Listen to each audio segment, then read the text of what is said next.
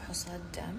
بس قعدت اليوم أول شي سويته فتحت كل شي PR packages وسويت ميك اب لوكس وسوالف.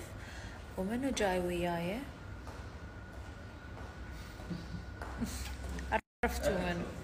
عرفتوا احذروا منو جاي وياي.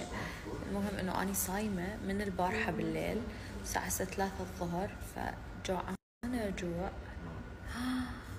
بس ما اقدر، لازم اظلني صايمة لانه دا اسوي تحاليل هرمون وتحاليل دم وتحاليل فود الرجيز، حساسية الاكل وهواية اشياء.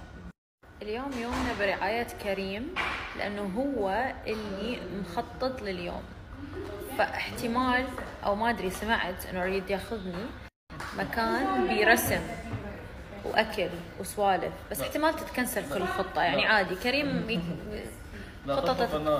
خطه فنانه، بس يعني حنكتشف اذا فنانه او لا. انا هسه كل تفكيري بتحليل الدم لاني اخاف من الابر واخاف من الدم، وانتم تعرفون هذا الشيء، ولهيك مستحيل اروح تحليل دم لوحدي. فاستنيت لحتى ما اجى كريم وجبته وياي وجيت. ما ادري، احس اذا ما الزم ايد شخص ما اقدر احس ممكن اخاف اموت، استغفر الله ربي بعيد الشر. بس انه هسه عندي تحليل دم، وصراحه انصحكم تسوون دوم تحاليل، يعني كل 6 شهور كل سنه.